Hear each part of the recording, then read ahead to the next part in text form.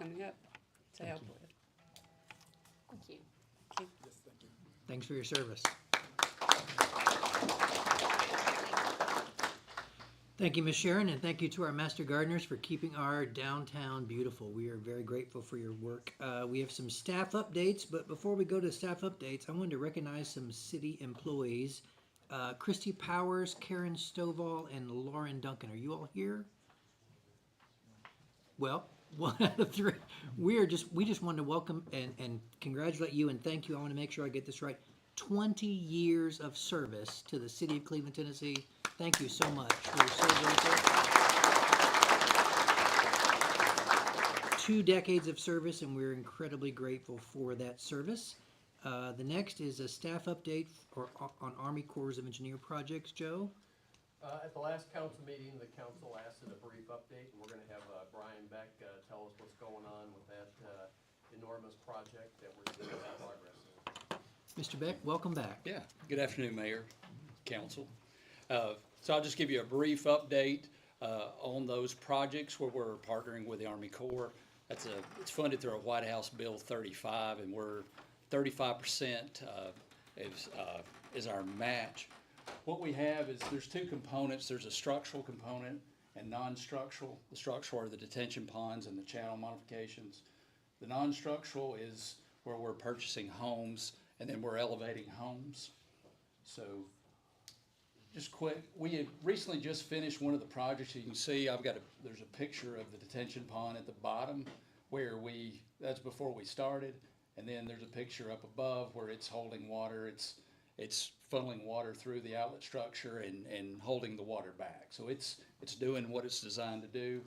And then just direct your attention, the other types of projects, the channel modification is just showing where we're excavating out. If you see on the bottom right, you've got the existing with broken lines where the existing bank is. And so what they're doing is just excavating out and making the creek wider. So in all these projects, there's different parameters of the way they've designed these to make them, to wider. So basically more capacity in the floodplain to lower the floodplain elevation. So next, where are we at now? So we've just finished construction of the 12th Street Detention Pond back in February. Right now we are at Ocoee Channel Modification in Clearwater. The Ocoee Channel Modification it's on the Key Street Church of God property in that big, the parking lot across from Logan's Roadhouse, that area. And then Clearwater is it's south of Weeks Drive, over in that area, close to Clearwater, Sycamore Drive in that general area. So we've just recently bid it out. We have a pre-construction meeting in a couple of weeks. Planning on construction starting this summer and then going to next summer. What they normally do is they allow a year for construction on each project. The next project, Blunt Avenue, that's over on the, if you know, Smith Drive, over on the South Lee Highway side. Blunt Avenue runs parallel to the creek, so they're widening the creek from Smith up to about Beard Circle. It's about 1,300 feet, and they're widening it, usually 20 to 40 feet with a maximum cut of 60 feet. They're almost finished with design at 95%. We've got to go in and get 13 easements on different parcels, and they're looking early 2025 to early 2026. The next, the William Street Detention Pond, that's off of 20th Street over here close to the bypass, kind of down from Neely Circle. It's a wooded area. They're at 90%. We're meeting Wednesday with Cleveland Utilities to go through. They're relocating the sewer line, so we've got to get a design together. And so also we've got 4 parcels we've got to acquire. And so it'll be from spring 2025 to spring 2026 is what we're looking at. And then the last one on as far as the structural projects, we've got Tinsley Park, which that project is, it's kind of starts between where the skate park and the pickleball courts are right there along the creek. It continues kind of along where all that is, the dog parks, and then circles around the corner there. So it's about a 1,300 feet project. Typically it's about a 20-foot extra cut. And so we're right now, we're at 50% design, and then construction from early, 2026 to early 2027. The ones we haven't bid, that we haven't acquired property, it's still tentative, but we feel pretty good that we'll be able to get these projects delivered on time. The non-structural buyouts, we've bought out 8 homes. At the very top, you see structures purchased and removed. We bought out 8 homes and then 1 commercial building in those general locations. We're elevating 2 right now that's in progress.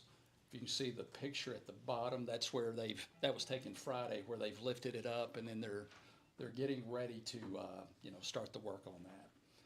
There's 5 more properties that are eligible, 3 on Bowman Circle, 2 on East Circle Drive. They're eligible. Their deadline to apply and get an agreement is July 31st of next year. So I kind of went through that pretty quick, but if there's any questions at this time. Which commercial property did we purchase? That was down First Street Southwest, 471. That's one we removed? Yes. What about that music building? Does it come down, or It's not on the list. it's not on the list? Yeah, it's not on the list, but yeah, that one, what they did was they identified, important, structures that needed to be removed, but they, for whatever reason, that wasn't on the list. Yeah. Well, the ones you're talking about on Bowman Circle, Yes, sir. will they be bought to remove, or? I had reached out to the property owners. There were 3 of them. Yeah. That was kind of in that area where it floods worse. I'd approached all 3 property owners, and at the time they, we shot the elevations. We determined how much that they had to lift to get above the 100-year flood, and at this time they haven't, they've turned in the application, but they haven't moved forward the way you typically do to get an agreement to be able to lift those houses up. So. Okay. So they have the option? Yes. To remove them, or Well, they have the option to elevate. sale, or to Elevate. to have you to raise them up? Yes. Yeah. One thing we're able to do is, in the past, we've bought actually 2 that were eligible to be elevated. What we've seen is believe it or not, it's cheaper to buy the house than it is to Yeah. raise them up. It's So very we've, costly, yeah. So we've been given the option to buy out. Yeah. So- This group really bit the bullet when we got into this program. Yes. But to be honest with you, I never thought it would take this long. Yeah. Yeah. And I know it's government. Yeah. But now that they've gotten the design, they kind of had to start from zero and then Federal kind of work their government. way and get things in the Federal queue. government. Yeah, okay. Yeah, I know. Any other comments or questions from the council for Mr. Beck? Quick question, Brian. Yeah. The order of the projects determines that. 12th and Carolina came first, and then the others. We cooperated with the Army Corps and really, looked at that. And I mean, they looked at what was kind of the easier projects to build first, and that really determined, if we own property or if we had to acquire property. That had a lot to do with it. Yeah. Well, the one on Carolina looks very complicated, the Yeah. way it went in. Yeah. Works. Yeah, it works. It works. Yeah, it does. And it's there. It's Oh, built. yeah. It's keyed into the Yeah. subgrades, and I mean they've put the matting in there. I mean it's well built. Yeah, very impressive. Any other comments or questions from the council? Mr. Beck, thank you for the presentation and Thank for you. answering the questions that were asked in our last meeting. That takes us to unless Mr. Fivas had any follow-up, Army Corps? Takes us to proclamations for pollinators. I would like to go ahead and give Beverly Lindsay and Seth Sumner a lot of accolades on this, and the tree board. We have thankfully been awarded Tree City for the last 32 years, and now thankfully, through the hard work of city staff, we have been proclaimed a bee city. And I was reminded earlier, you can't be a tree city without a bee city. And the pollinators.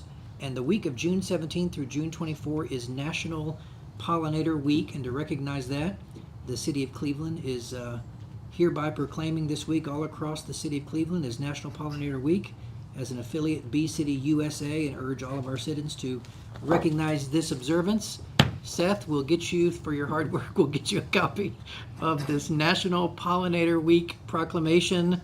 And on behalf of all of us, thank you for the pollen. That takes us to item E, which is our presentation from Cleveland City Schools. Dr. Elliott, our newly installed director, and you have a host of guests with you. I'm not sure who's going to go first, but if you'll just identify yourself for the record, we're thankful that you're here. Good afternoon, Mayor Brooks and members of City Council. My name is Andy Lay, and I serve as the chair of the Facilities Committee for the Cleveland City School Boards of Education. I'd like to quickly recognize the other board members that are with us today, Ms. Jody Riggins, Ms. Krista McKay, Mr. Nate Tucker, and Mr. Matthew Coleman. And on behalf of the board, I want to thank you for your time. Thank you for the opportunity to share with you how the growth in the city is affecting our schools and how we feel like we can help our schools at this time. So I'm going to turn it over to Dr. Jeff Elliott, our Director of Schools, and he's going to give his presentation. Our Director of Operations, Mr. Hal Taylor, is here as well to assist with questions if needed. And then after the presentation discussion, our chair, Mr. Nate Tucker, is going to come up with some closing remarks. So again, thank you. Thank you. All right, good afternoon, everyone. We'll see if we can get this presentation connected here that we have for you today as we get started. It's an honor to be before you today, Mr. Mayor and the City Council. And we come today just to share with you what we've been experiencing over the last several months, obviously, and we just wanted to give you an update on what's going on in Cleveland City Schools and take a look at some of the growth that we're experiencing as well. As we get started, I do want to say on April the 1st, 2024, our school board did vote to move forward in pursuing building a new facility, a need to alleviate some room and give us some room for more students to come in through our doors in Cleveland City Schools. It's no secret, the headlines as you read in the local papers and even the state social media and papers that you see, that Cleveland City Schools is a fast-growing municipality, and we're proud of that and excited about all the excitement that you see as you go around town and see that. So that's pretty amazing. So as we look ahead, before we move any further, I want to say thank you to the City Council. I was reviewing the history of Cleveland City Schools over the last 15 years or so, just to kind of take a walk down all the support memory lanes that we have here from the City Council. And since 2009, we've been averaging $1.1 million each year coming from that sales tax that was approved. And that goes to our capital improvement projects ongoing through different schools. It also goes to help us purchase some of our buses along the way. So thank you for that. In 2016, we were able to open the CHS Arena. It's a beautiful facility. We've had a lot of individuals come through there since 2016 for local events, but also some community endeavors as well, and also guests from outside our community have been there. 2019, as you remember, we had the ribbon cutting and opened Candies Creek Elementary School, a beautiful school. We've had a fantastic experience there for our K-5 students, serving over 450, almost 480 students now in that building on a daily basis, and we're proud of that. Ongoing beyond that, we have experienced a lot of growth, and you have continued to answer that call as far as the budget is concerned. Even this current budget that we're proposing and looking at for this coming year, you continue to increase funding for that. And I can't help but also say thank you for your efforts in helping us secure that 775 Raider Drive building. In just a couple of months, our district team will be moving in there, and we will be extending an invitation to you for that ribbon cutting the 1st of August. So as we start off a new school year, we're excited about that. So as we continue on, I just wanted to share a few things about the demographics of Cleveland City Schools. And as anywhere, as you look, it's good to inspect who's coming through those doors and what's happening there. And over the years, Cleveland City Schools has seen some changes. And I think it's worth us just bringing that to light here today. First of all, our demographics as far as our subgroups as we move forward. We have, in our white population in Cleveland City Schools right now, we have 47% of our students are in the white population. The Hispanic population is 30%. 30% of our students who we educate on a daily basis. And 10% are black and 9% fall into the multi-ethnic category. With that, we have 18% of our students in Cleveland City Schools are ESL students receiving ESL services. 18% and 13% receive special education related to that. The one other area that we talk about a lot of times is economically disadvantaged area. Over the years, in last 5 years or so, that category has changed to direct certification.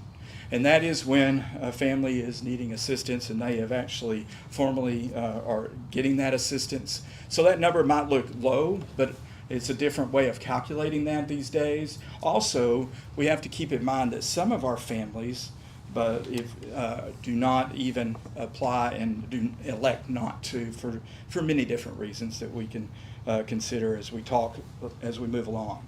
The next slide we take a look at is our enrollment over time over the last 20 years. And again, as I mentioned, Candies Creek we added to the school in 2000, to our school system in 2019, and that was forward thinking from the early 2010s and in that area, 2014 area. But the last couple of years, we have started seeing growth again. During the pandemic period, you will notice there was a leveling off over those couple of years prior to the last 2 years, but we have seen the uptick of individuals coming into our building since the pandemic has subsided.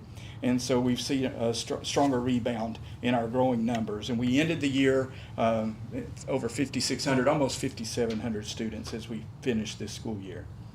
One thing we wanted to bring to light too is our classrooms for an example of this, because I think this will be important to understand as we're talking about growth in Cleveland City Schools. The next slide shows a typical classroom, and these dots represent students in a typical teacher's classroom.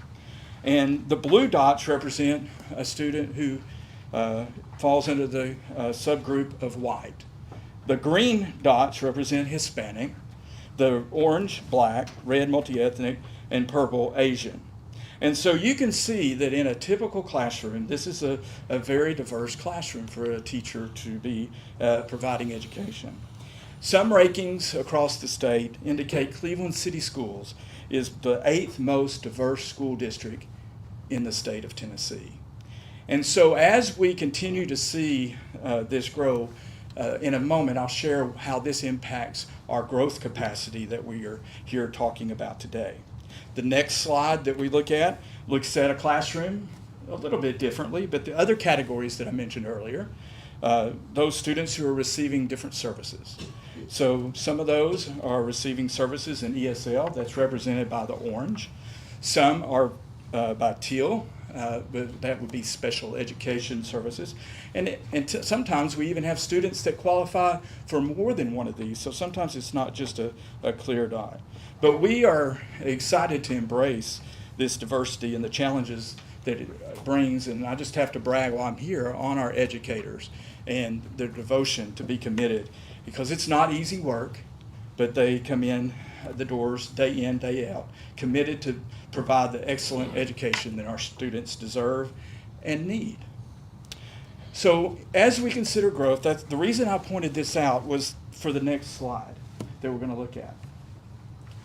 Growth in English learners over the last 5 years, or actually the last 3 years and projecting out over the next couple of years, continues to grow, and it grows exponentially for Cleveland City Schools. Last year on October 1st, we had 983 ESL students. We are projected at 1,171 this October 1st. We ended the school year with 1,040 ESL students.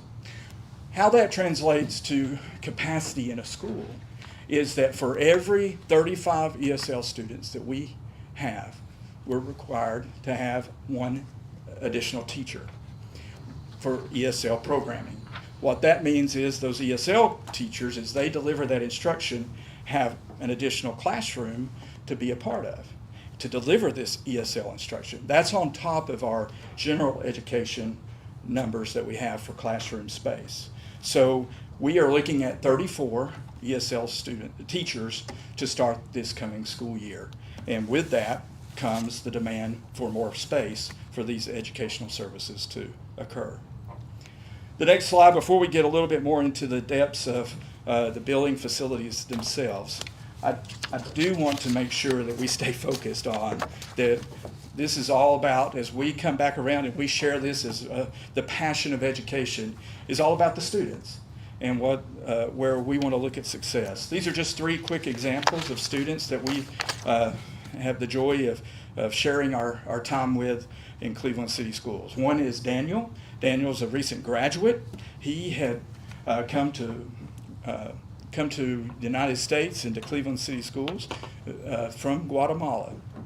He could not speak English, and this year, though, after time at Cleveland High School, he graduated with a 4.0. We're proud of him. And we also had a teacher at Cleveland High School, Mr. Miles, and one of his former students reach out and raise money so that this young man could go to college because he did not qualify for scholarships in Tennessee or in the United States here. Luke is, as some of you might have noticed, he received a 36 on his ACT this year. We celebrated with him and proud of the work that he has done. And then Angel, a student over at Stewart, has some special needs there, but as you get to know Angel, it doesn't take long for your heart to swell really large because he brings so much joy to your face. The next slide, as we start getting into the depths of the facility piece, as we really studied this and looked at it from our team, first of all, we knew that we were seeing growth on the northwest side of our community. And so Candies Creek, when it was built with a footprint for expansion. And so we needed to seize that moment sooner than later. So our school system, our school board, took the action to add 6 additional classrooms onto that new facility. That construction begins on Wednesday of this week and will continue hopefully through early winter and get that project completed. And I appreciate our school board being forward thinking and helping Candies Creek and the Northwest End out with that expansion facility. Again, as I mentioned, thank you for your support. The Cleveland City Schools Central Support Center that we have on Raider Drive will be opening, and that was paid through the PI bonds, and that was helped us out there tremendously, along with the great help that you guys provided on us getting that purchased. The last piece of the next phase of the facilities is the piece where we're here today to focus in on, and that is related to a need for a 5th, 6th grade school. And this is the request that we are coming to you to request about starting to look for land options for us to be able to begin this process. The reason why we zoned in on a 5th, 6th grade school is, we'll show you some numbers here and talk a little bit about this. First of all, enrollment at 4 of our elementary schools, as you look at the next chart, for Arnold, Blythe-Bauer, Candies Creek, and Mayfield. As you look at those numbers of enrollment are reaching above the maximum student numbers that we have in those schools. Now, when you look at that, you might think, well, how are you managing? Well, as I mentioned earlier, intervention classes, ESL classes, and other programs such as these are sometimes having teachers in more than one classroom. For instance, at Arnold this coming year, we're going to have intervention classes. We're going to have 4 intervention individuals, teachers who are providing intervention to our students, sharing in the auditorium at Arnold. One will be on the stage, a couple down on the first floor, and one in the balcony deliver instruction so we can provide these services. That's just one example of how these numbers are working. At Cleveland Middle School, we continue to grow there, and again, ESL teachers and other intervention teachers are being provided there. We are close in Ross, Stewart, and Yates, not not there yet for the maximum delivery of instruction there, but we anticipate that to be the case looking at the trends over the next couple of years there. As we took a look at these numbers and have studied these over the last few years, we started seeing the trend that in elementary schools and the middle school, our growth continues to happen. And we were looking at what would be the best approach to addressing the need of 8 of our 9 schools. And 8 of our 9 schools being the 7 elementary schools and also the middle school, then the best option we rallied around was looking at a 5th, 6th grade school, an intermediate school, a school that would provide services for up to 600 students per grade level, would be 1,200 students max in the 5th, 6th grade school. That would alleviate, obviously, and provide more room at Cleveland Middle School for 7th and 8th grade students as numbers continue to grow, but also pull and alleviate all our elementary school numbers to support them. So as the next slide, this is a summary of some of the points that we were talking about. Again, maximum capacity. 4 of our 7 elementary schools were there. Cleveland Middle School were there. Nearing maximum, the 3 other elementary schools. We also took a look at, over the last 5 months, we've taken a look at all the community growth as far as housing units are concerned. And we took a look at over 5,000 since 2021 housing units going up and being projected to be built.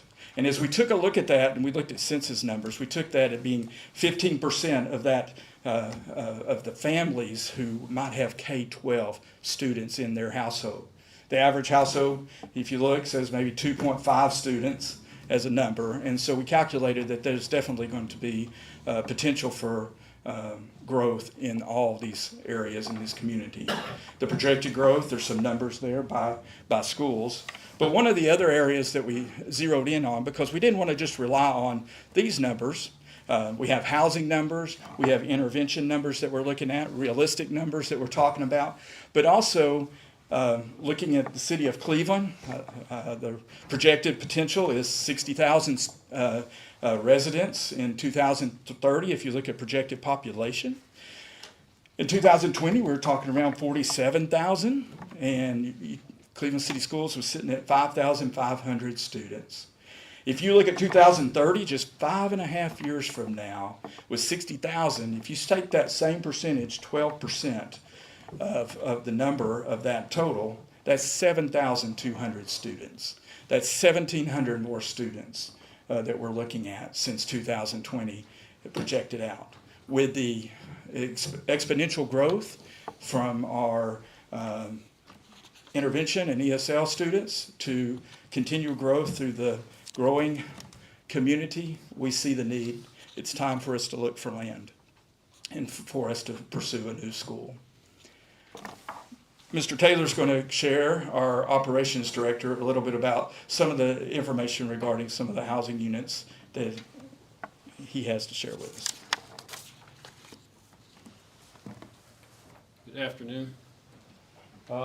You can just slowly roll through these slides if you would. We have about 15 slides. I think one of the parts that we need to realize is I heard a few years ago, well, this is all going to take place over time. You know, this will take time. These 55 or over 5,000 housing units will take time to happen. The problem is as you go around Cleveland, you've seen what I've seen. All these developments, Durkee Road, you go out the Durkee Road area where those 500 homes, they're starting to build that. You go along Michigan Avenue, you see these homes coming up. So what we wanted to do was show, you know, this is not taking maybe as long as we had projected or thought. It is filling up now. So this demand is coming quickly to our school system. And as the person who has to deal with transportation for these homes and so forth, as my part of it, and keeping up with the buildings, this is becoming a demand rather quickly that we are seeing. And I think that was the object, is to show that yes, we're moving forward and we're expecting this to take time. And I think people thought with the economy we would see a slowdown, but the homes are going up, as we've all seen. And so I do think that's a consideration for the fact that we've got to move forward. We are we are, if you decided today we had the property and we needed to build the school and you decide today, we're 4 years out. We're 3 to 4 years out. And we're already filling the schools. So that was mainly the purpose of these slides, was to show that we are in a situation where we've got to make some pretty quick choices, to be honest about it, because of the development that is occurring.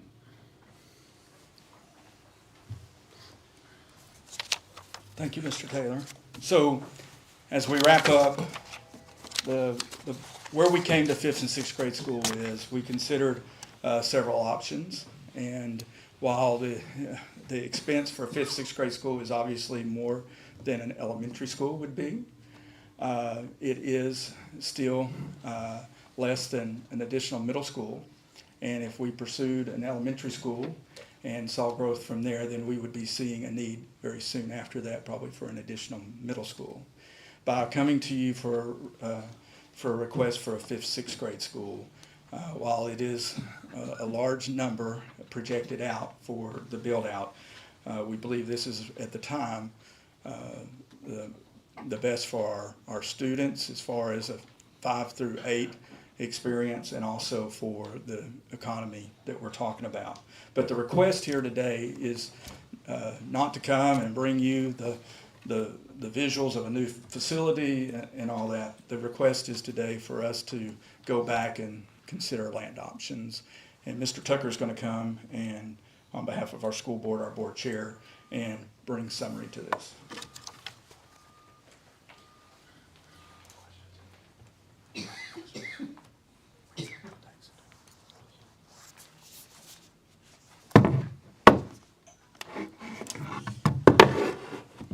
It's a little noisy, sorry about that. It's okay. We'll take questions later, but I just wanted to take the time to thank you, Mayor Brooks, and the Cleveland City Council members for allowing us to present to you our need today. My wife and I, we have fully brought into this Citywood spirit that we could now call home. Thank you, City Manager Joe Fivas, for your team of directors, to the entry-level support staff, and everyone in between for making Cleveland home. Our schools have been a huge part in making Cleveland home, and we've seen significant growth in our short time of living here in the last 34 years. You've been around Dr. Elliott for any amount of time over the last several years. You've probably heard him say that our greatest days are not behind us, but ahead of us. And I'm 100% in agreement for that. And so I want to just take the time to thank you for your recent votes of confidence in Cleveland City Schools' existence, to serving the citizens of Cleveland, and respectfully ask that you continue that vote of confidence by supporting this initial plan for growth as we address the needs of our community. So thank you. Thank you, Mr. Tucker and Dr. Elliott. Any questions or comments from the council? I know that possibly, Mr. Fivas, one of the ways that we could facilitate our partnership with the city schools is putting together some sort of work group and getting back together. I know July or August would be a target date to sort of get together and maybe even have a joint meeting the day that city schools meet, the same day the city councils meet. Yes. I'm getting some affirmative nods from the council. These are my bosses, so I think that possibly, Dr. Elliott, would be a great way to begin this process. Yes. Again, very early. It's very late in our budget year, but very early as we begin the next budget year. So I think the sooner we have these conversations. Any other comments or thoughts from members of the council? Mayor, I've got one. Certainly. If you said something about demographics, y'all got demographics y'all use, could you share those with the council on that part? Sure. Yes, I'd be And happy your to share that. growth map, I mean, your map, your outlines right now with your schools?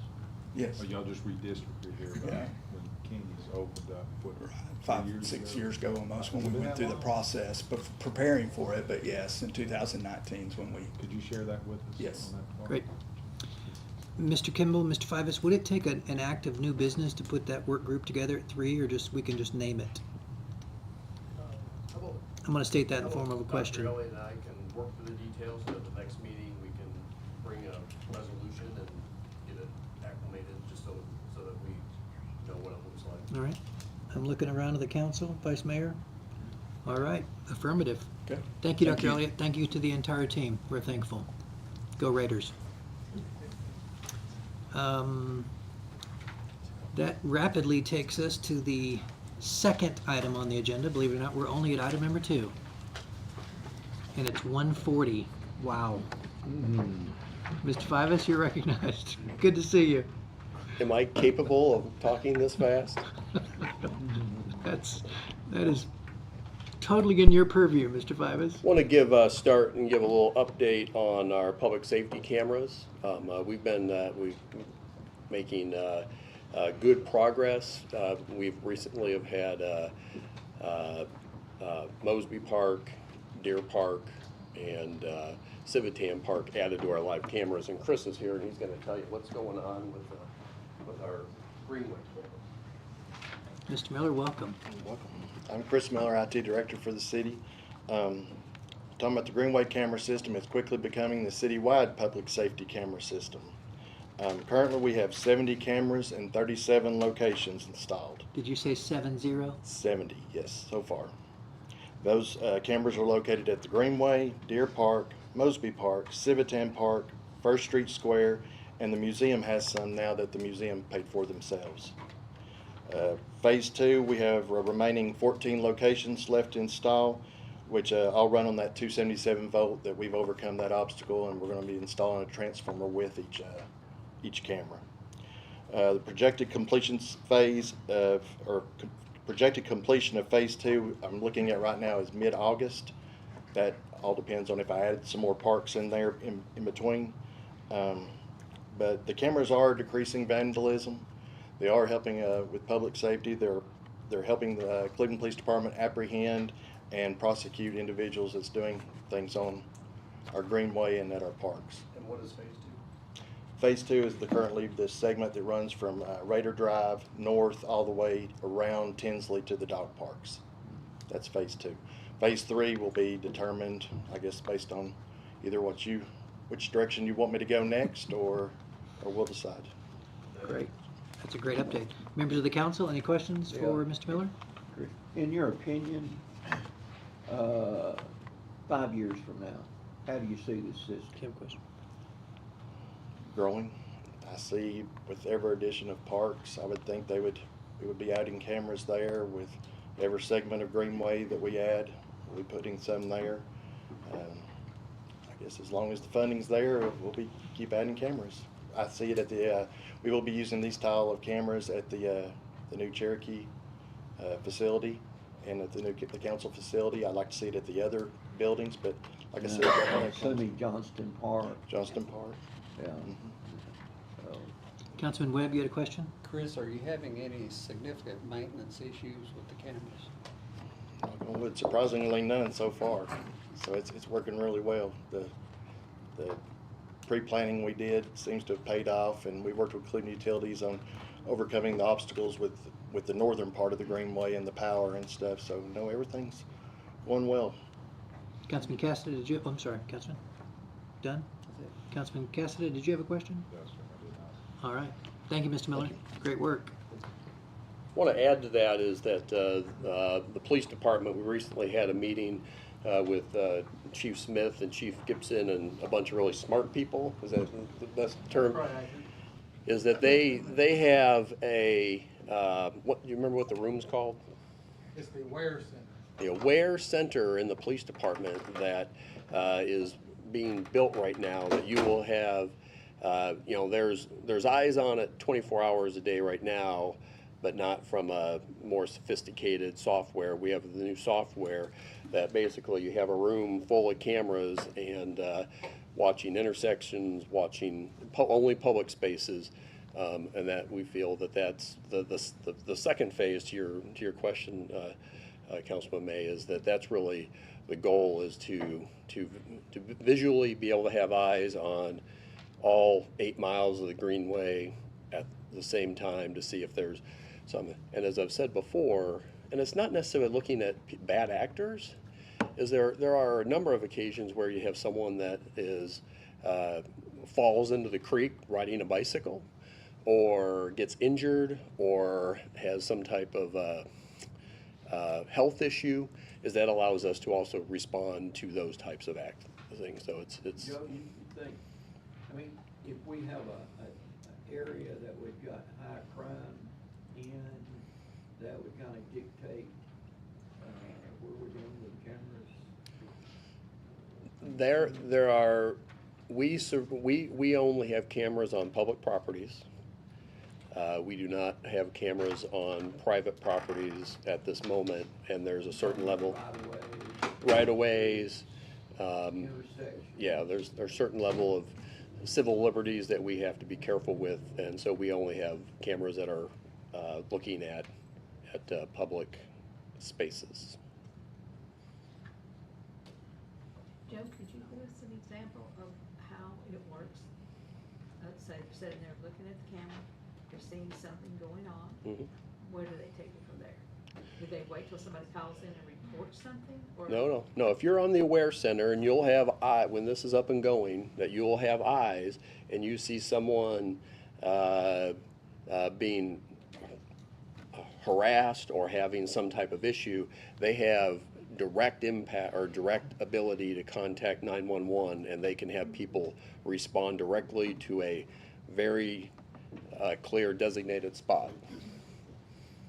So they can go, type it in or call, and they'll have cars or ambulances or whatever needs to go. So you're very welcome.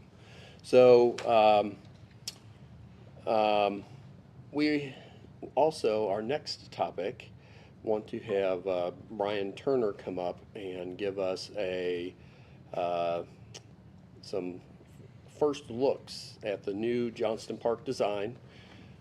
What I gave you before was 1.0, and this is really probably 3.0, and it's evolving, and we're looking for feedback.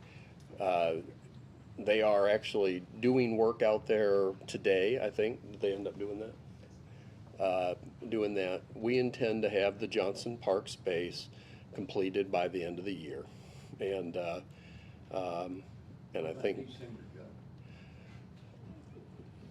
November 31st. November 31st, which I know it only goes 30 days, but I was trying to give us an extra day. Our intention, to be very clear, is to have it ready for the holiday season, if we can make that happen. Earlier we get decisions made, they're ready to go and to go. So with that, Brian, I'm going to give you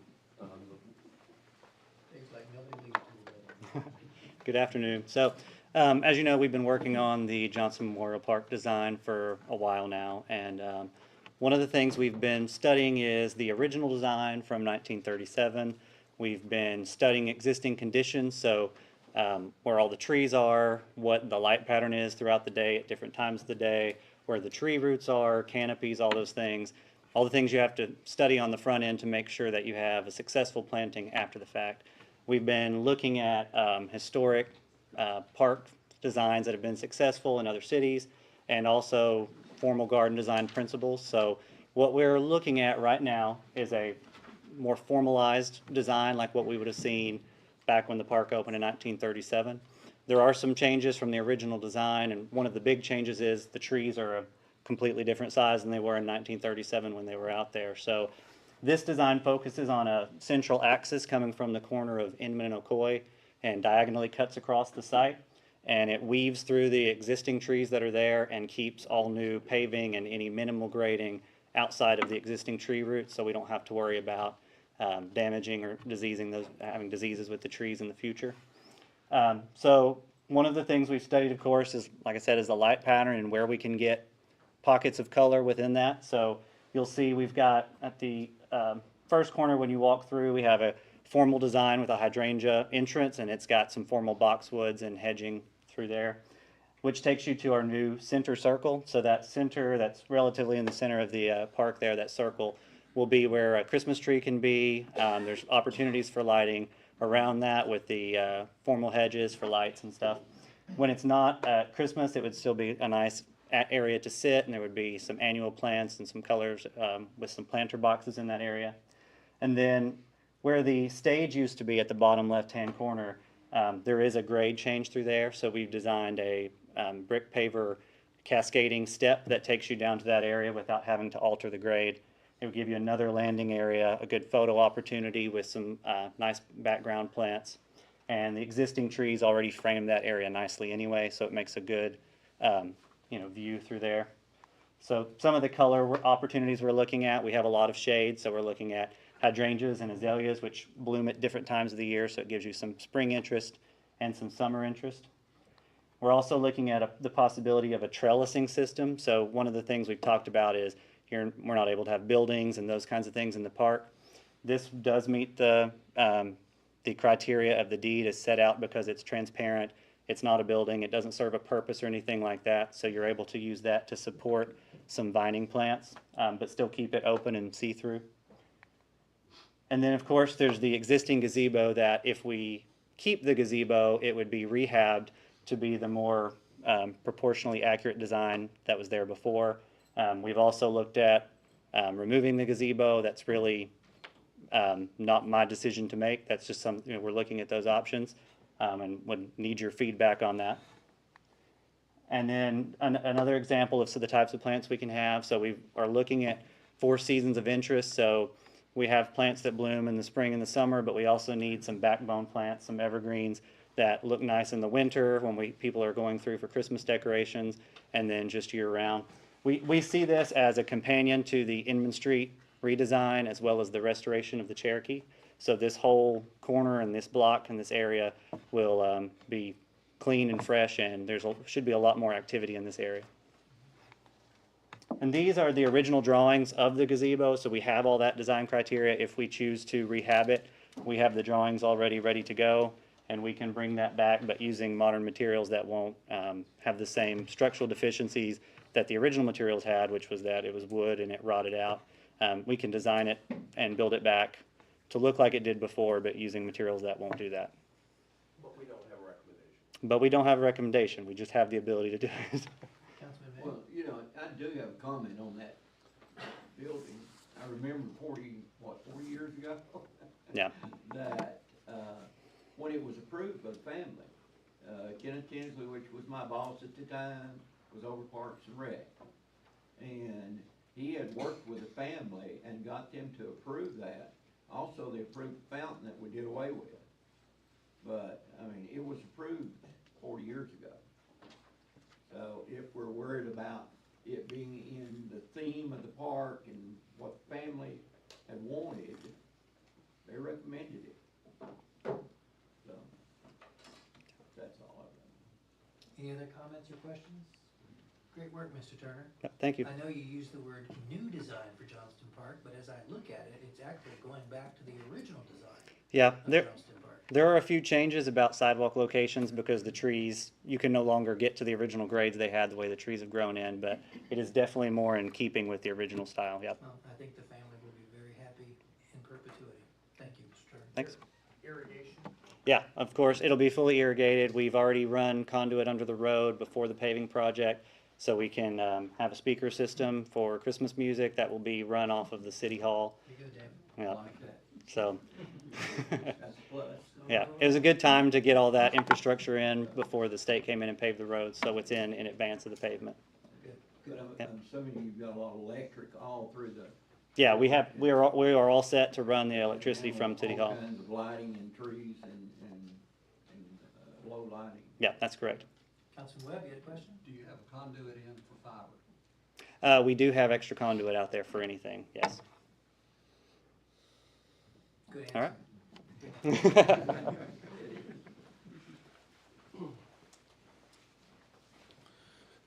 And there is an agenda on the business to have other questions or to give Brian the go-ahead or to make any adjustments that you want to make. Want to just give you a couple quick updates.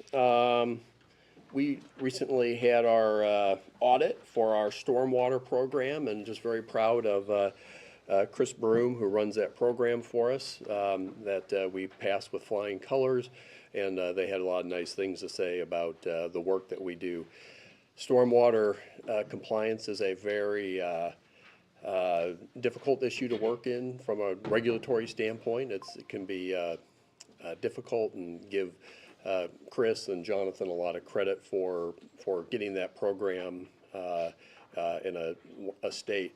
You know, we are one of the few cities that we do our own permitting. What's that called again? Qualified Mobile Program. He said. So that shows that the state has a lot of confidence in our staff for doing the right stuff. Another update, Robert, you want to come give an update on Gott Street and Inman Street? This is probably the most important thing. I wouldn't bring them up unless it was good news.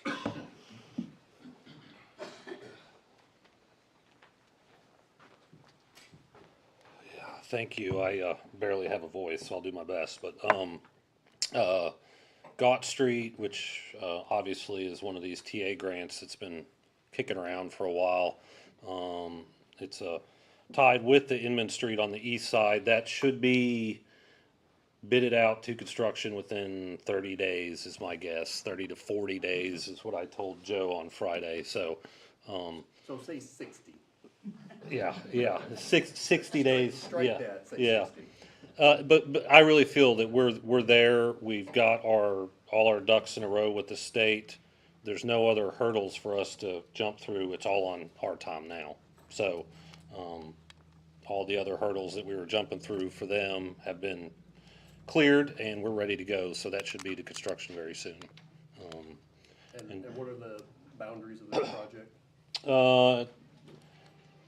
On Gott Street from Central, going back to Inman, and then on Central going up the hill to the rec center, and then back down Inman heading east towards Mosby Park. So that whole area where there's some existing sidewalk, it will be rebuilt, and then new sidewalk will be installed. The section from Parker Street to Galt Street on Sixth Avenue, we still gonna do that in-house, Joe, or will it be bid out, or?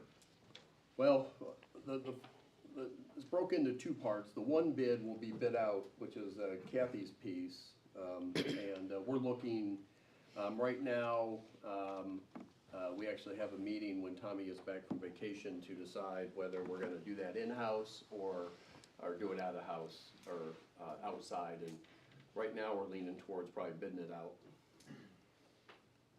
Timetable, when? Well, it's a pretty high priority. Kathy's will probably go first. And what do you think the timeline on that is? We're looking at the easements right now to see what kind of easements we need. I would think, if I could get that paperwork, probably, we might be able to take it to bid within the next 60 days. Hopefully, but that's really an engineering question. I would say this, as soon as we can get out of Inman Street, then that's the project that we're always going to. We don't want to have want any work on Central Avenue while Inman is still on construction. So we'll probably just go from Inman to Central, which will probably be, like Chris said, or like Kathy said, July, August, maybe September. Joe, Inman Street, is it going all the way to East Street or it's new sidewalks on both sides? It goes all the way to Mosby Park, and I'd have to look at the designs to see if it takes it in front up to East Street or not, but I'll give you the design. But I know it goes up Inman Street to Mosby Park, and I don't remember if it goes up, I don't know if it goes up to your church or not. Put in new curbs all the way to East. Oh, yeah, yeah. You know, they made it all handicap accessible. I'm just wondering if they're going to East Street. A lot of people have asked me about that. I'll get you an answer before the next meeting. If it doesn't, if it just goes to Mosby Park, we'll finish it out and do the other block and get it to East Street. That's not a problem. That's something that should be.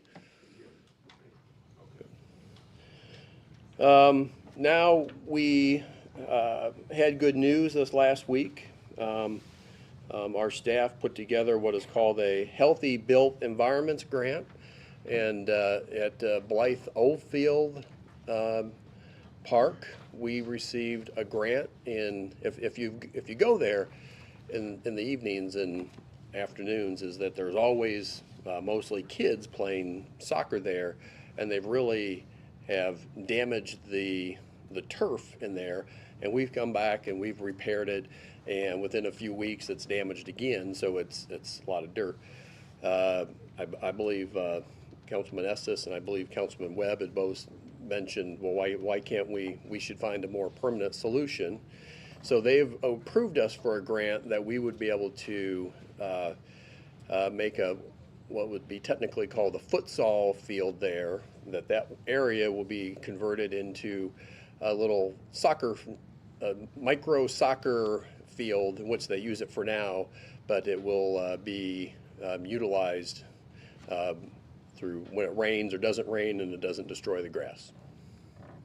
Joel, I think it's important too that we talk about it, it wasn't necessarily damaged by anyone, it was just used so much that it couldn't stand up to it. That's better put, yes.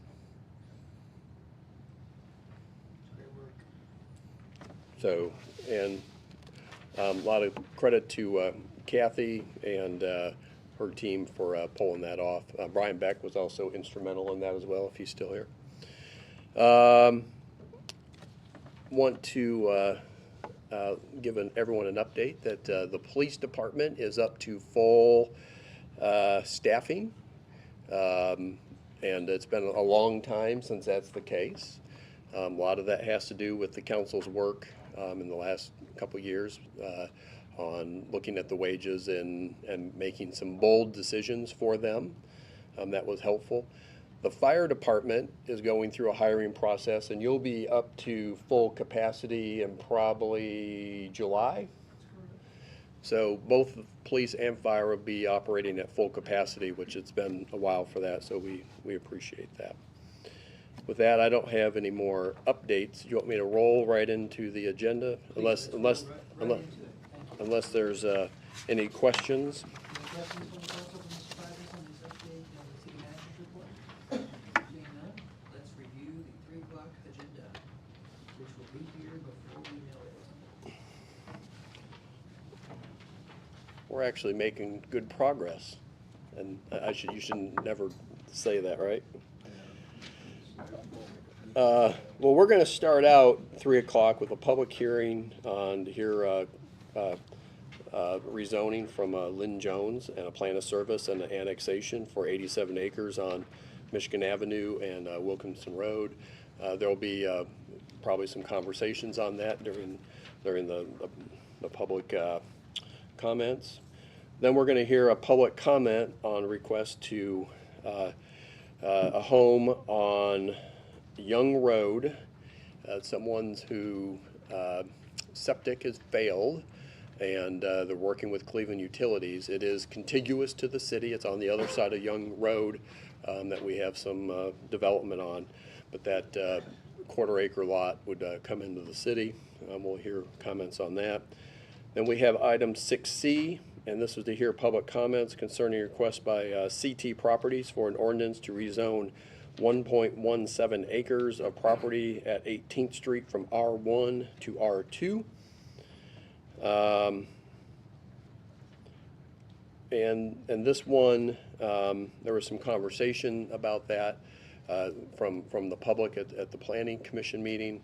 If you look at it, and we have pictures of that, 18th Street, which connects Ohio and Georgetown Road, it goes almost through, and then it stops, and then there's a private road for a small zig and a zag, and they intend to build, I think, 7 new single-family homes. This rezoning is going from R1 to R2, but I believe that it's deed restricted, that they can only build R1 homes. Is that correct, Robert? So, but I think for setbacks and those reasons, R2 is more helpful. They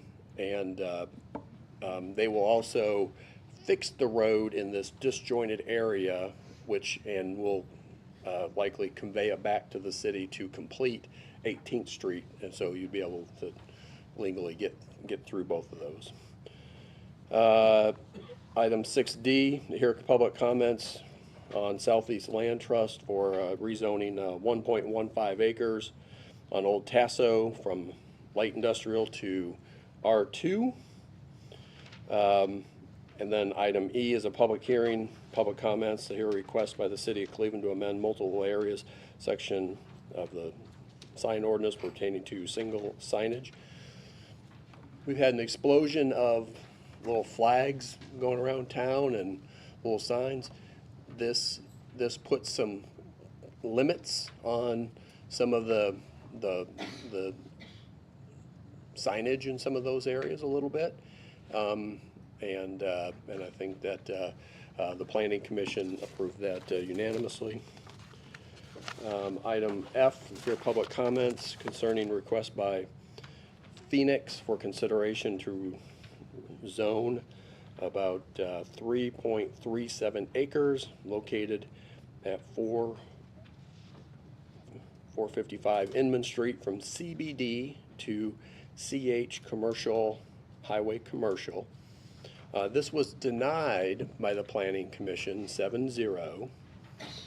And Robert, you want to come up and just give a little background on this? Because I think we may talk a little bit. We have a couple minutes.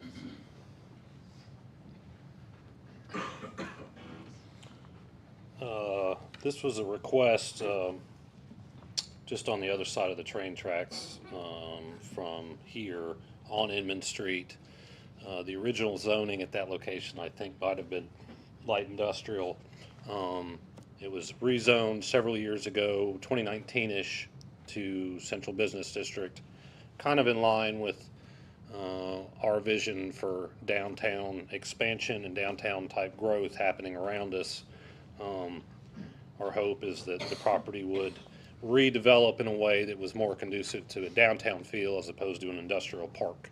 And that zoning lends itself to that type of development.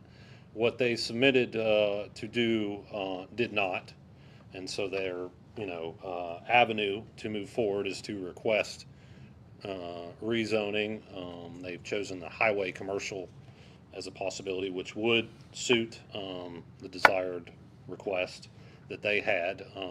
Staff's recommendation at the Planning Commission level, as well as in front of you today, is for denial from a planning staff perspective, because it goes against kind of the downtown expansion and the studies that we've done and the amount of infrastructure improvements we're doing in that area.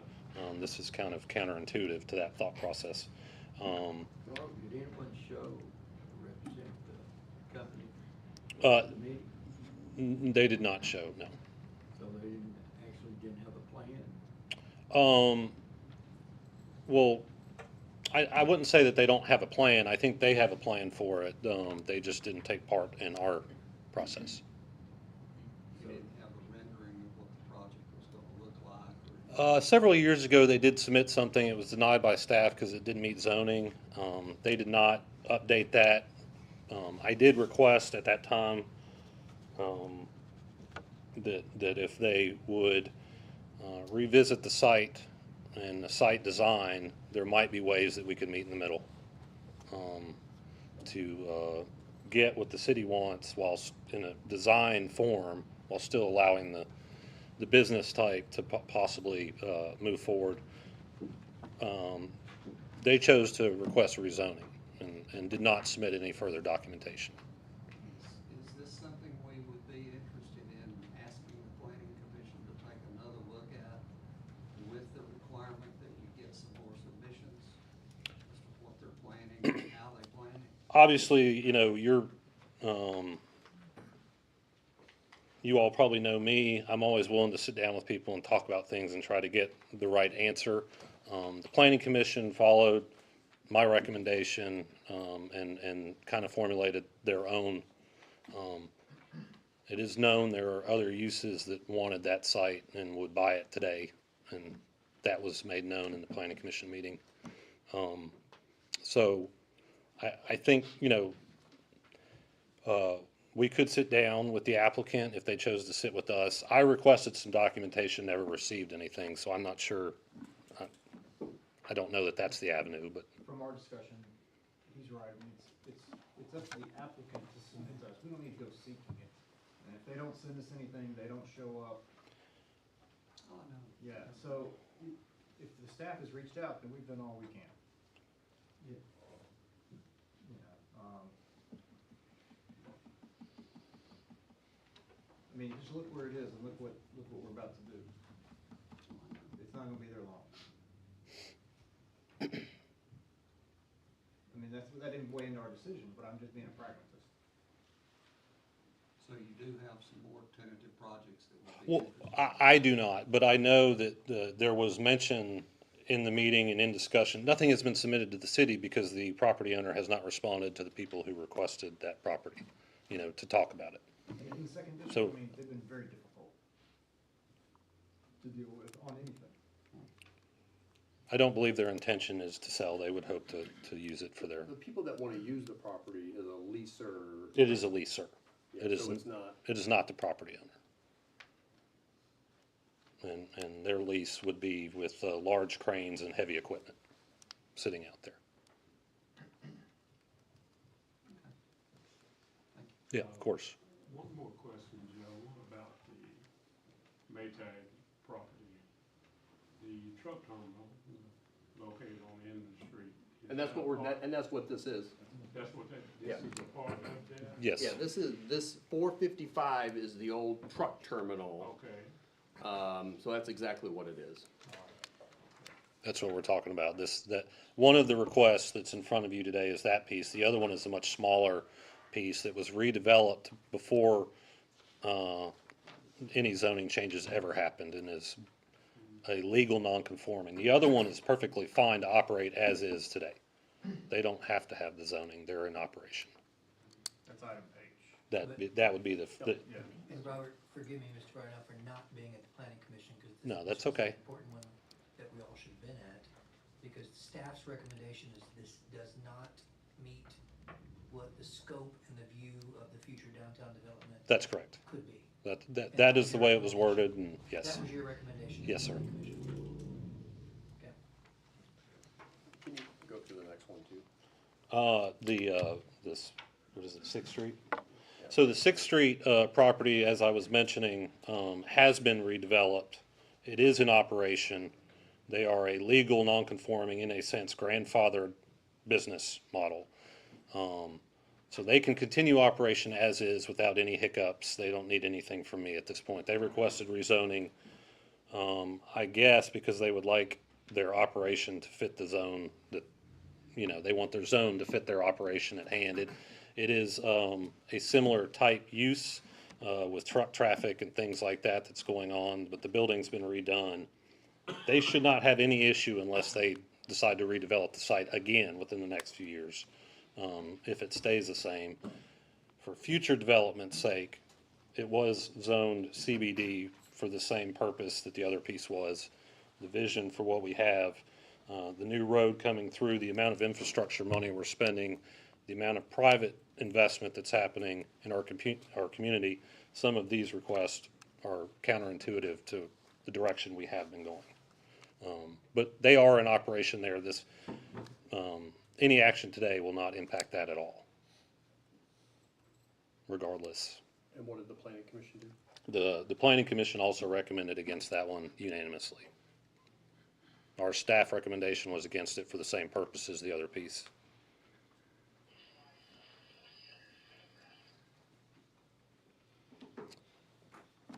Any other questions on that? Any other questions from the council? Mr. Barnell? Thank you. Thank you very much. Thank you. See you in a minute. Thank you, Robert, for giving us the highlights of that.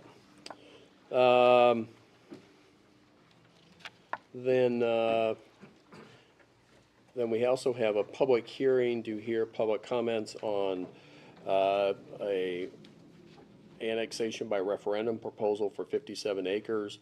Again, this is south at exit 20, right beside the Toyota and Jeep dealers.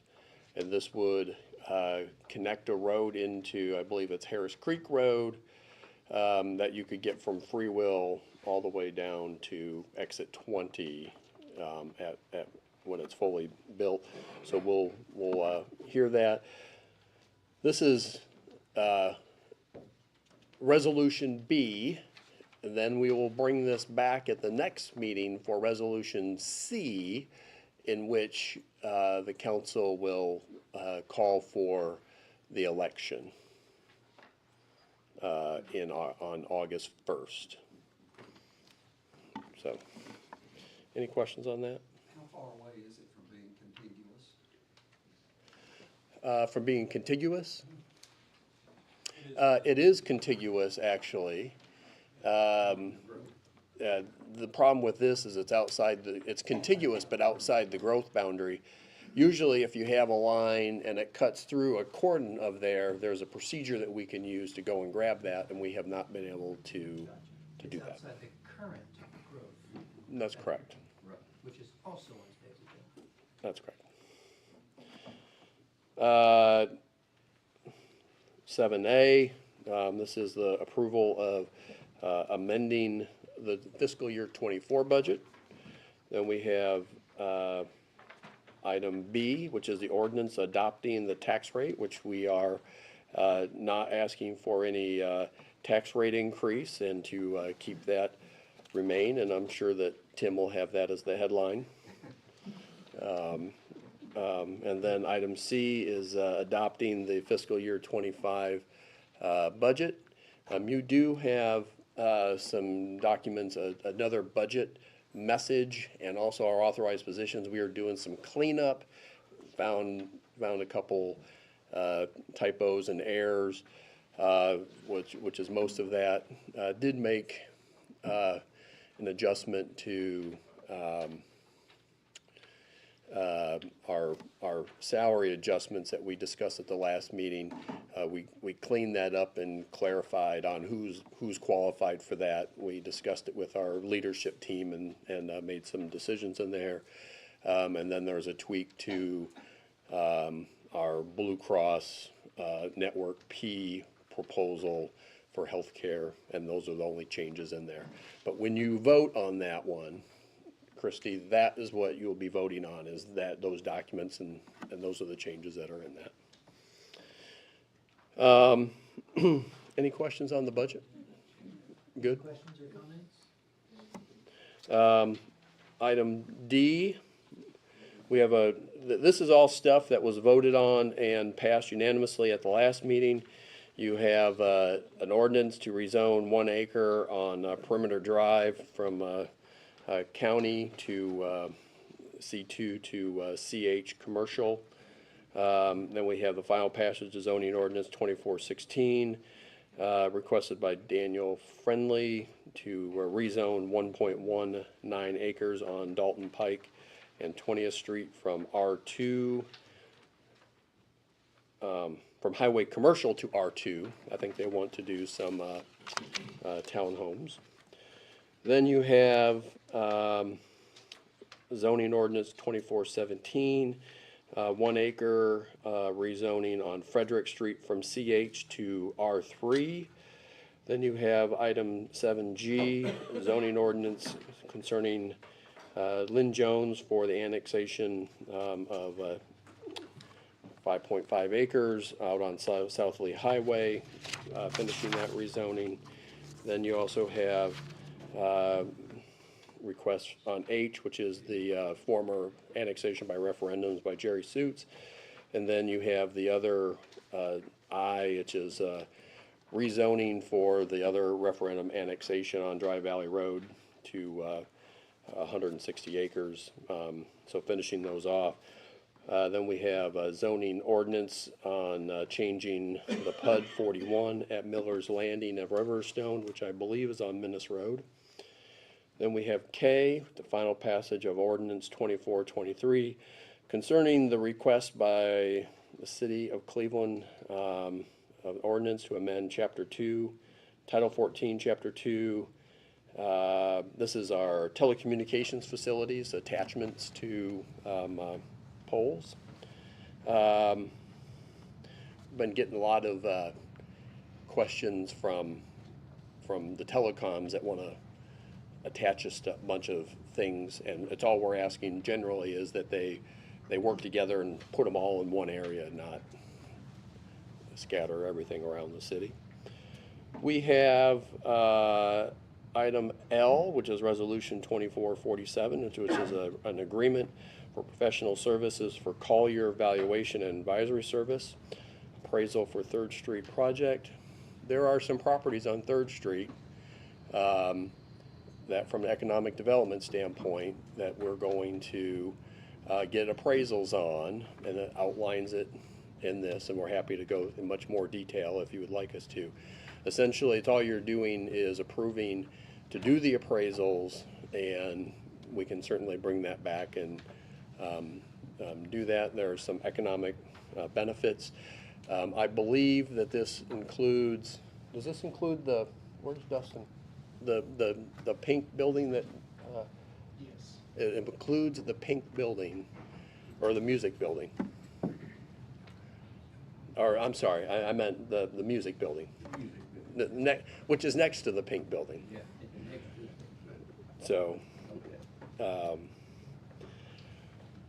moving on to item M, a resolution 2448, Sourcewell cooperative agreements for Lift Now for lift inspections of fleet.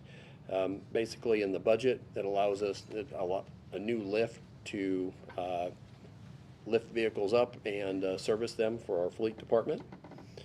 Item N, which is 2449, Sourcewell cooperative agreement with Kenworth Truck Company for the purchase of a new dump truck in fiscal year 25. Item O, a resolution 2450, Sourcewell cooperative agreement with Mitsubishi Caterpillar Forklift American for Public Works to purchase a new forklift in FY 25. Item P is a resolution 2451 authorizing mayor to sign a consent to assignment with the Weiser Consultants at Hayworth, Meyer, Bowling, professional engineers created to the Paul Huff Parkway paving project. They basically were bought out, and this is the new company. Is that correct, Robert? He left. Yes, they were bought out, and this just changes the name. Give you a quick update is that we're getting very, very close to getting the thumbs up and go ahead on repaving of Paul Huff. That, to say the least, is a major project. It will probably be somewhere around $3.5 million. And if you've seen, we have started construction on the Peerless Paul Huff intersection. They are putting in the foundations for the mast arms that will go at that intersection. They will be put in over the next probably couple of weeks. We hope that they don't hit rock like they did on Mouse Creek and break their machine. I'm sure they hope that too. And basically, the mast arms will be put in, and the lights will be installed, waiting for the paving to come. You know, we have a little curb work to do in that lieu of that, but we hope that when that paving is done, is that intersection and Mouse Creek will be finished up as well, is that we'll be done with those two intersections, and that should be somewhere in probably August is our best bet. Probably late August. Asphalt costs have gone up, so that will be a significant factor in that. Again, the most important piece that I should have started with, and maybe I'll just say it twice, is that the state is actually, the council decided that we're going to spend our state money on these paving projects, so the state's going to pay 80% of that using state money instead of waiting 10 years to deliver a sidewalk. We're going to do sidewalk projects like the Gott Street thing that we're just gonna go out and figure out a way to do those, and this is a more efficient way to get those state dollars into our system and out the door. So again, that's on its way. I think everyone would agree that Mouse Creek is in need of resurfacing. I was just gonna say, no one has seen the new street signs at Mouse Creek and Paul Hunt. Mhm. They really look good. They're lighted at night. I don't know if you've noticed them or not, but they really look good. Yeah, and those street signs will be at, on those intersections. They'll also be at the new intersection that the state is building at the interchange exit. And they will also be on all of Georgetown Road, everywhere from Candy's Elementary Creek, all the way, hitting all the intersections all the way down for that. So They really look like a forward-thinking community.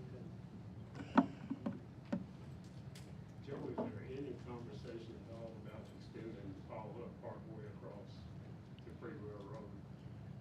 Any?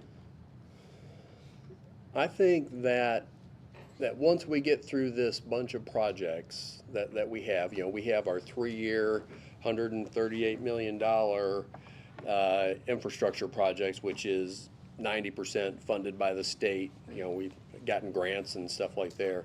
We probably need to turn our attention to figuring out how to crack that nut. I mean, it's the question of how do you build a fairly significant bridge, and how much is that going to cost? There used to be a lot of talk about that. Yeah. It has not dropped off our list. It's just a very, very tricky project. There was conversation from the church that they were willing to let us move over out of the floodplain and go over across the Freewell. Yeah, I think that may have changed a little bit. But no, it hasn't dropped off. It's still out there. Mr. Fives, that would not be a bad recommendation from this council to the NPO to begin that conversation of getting it on their priority list down the road. Because that's how Michigan Avenue and the improvements out there That's right. came to fruition. That's right. We will talk about that.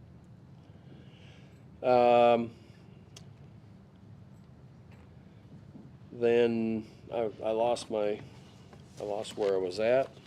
I'm just gonna turn the page because I'm sure it's fine. Authorizing the mayor to sign a general maintenance agreement with TDOT related to electronic over-height warning system near Parker Road, near Wildwood Avenue.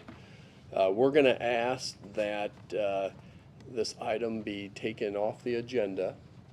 Everything is fine. Our staff met with these folks. With this item, we have the new laser system that's actually pretty cool on Inman Street. They've given us a 3-year warranty on a lot of the work. We've came back and asked them to fund all the maintenance because it's a state project. They're giving us a year. We've asked them for 3. I would suggest just waiting for that answer and see what they say, and then, maybe we'll get 2 years of maintenance or whatever. So item T is in TDOT, we're just gonna put on the table. We're gonna put that on the next agenda. When Inman is open back up, will the system be ready to go on? It's ready right now. Is that what they said, Chris? Yep, yep.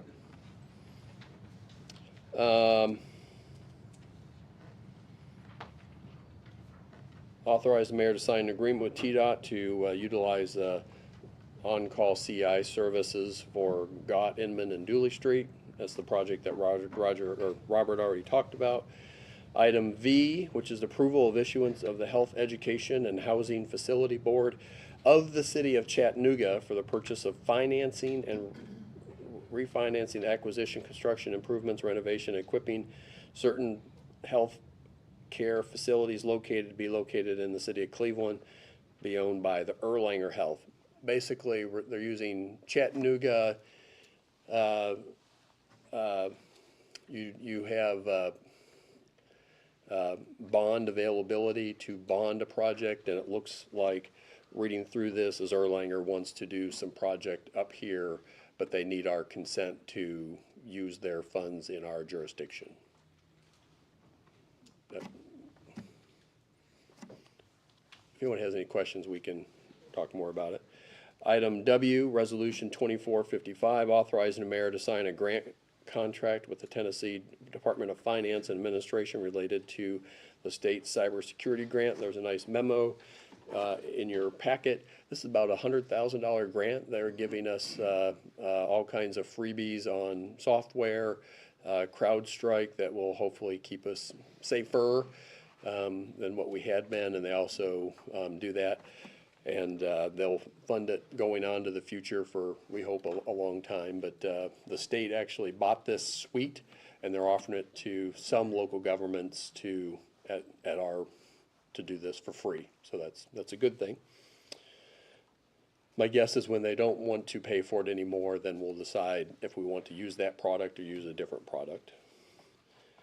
We have Resolution 2456, approving the proposal of the Facility Systems Consultants LLC for electrical engineering designs for the City Hall underground electric conversion project. There's a lot of really old electric services over there. I have never been so far out of place in my mind in this meeting. When they were talking about alphas and deltas and betas, I've never been so scared of a meeting. But so we're hiring someone to redo a lot of those things, and it's all impacted by the undergrounding. We intend to underground the power from First Street going to Inman Street, all back around the City Hall, and do that. So this electrical person's gonna help us be smart and talk about the deltas and the beta services and get a lot of that fixed up. So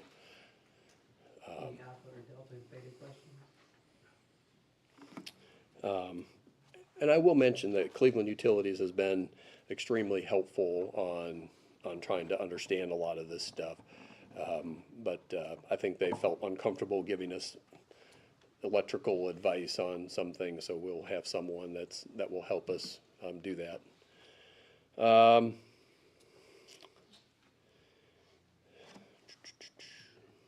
Interlocal agreement on Buchanan Road from FAR unincorporated county to PUD 50.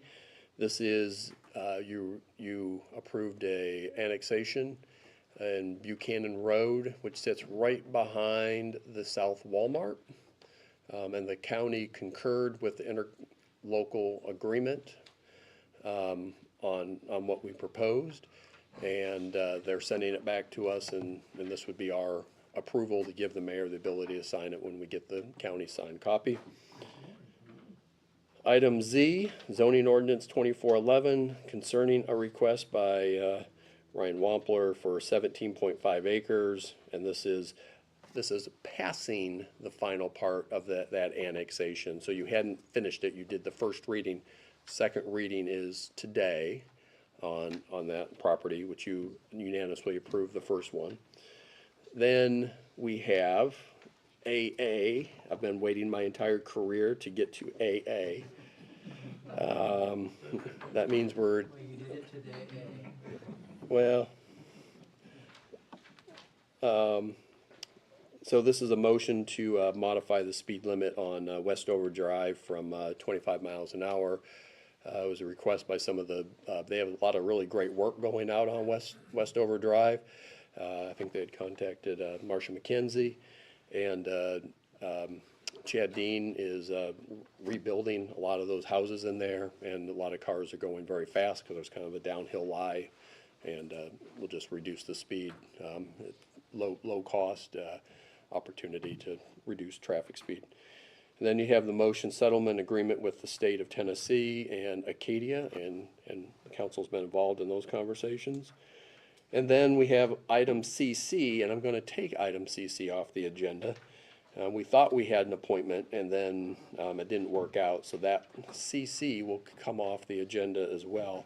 But if you do, we had someone who moved out of the city, and if you if you have any suggestions for a health and education facilities board, industrial board member, let us know, and we'll happen to do that.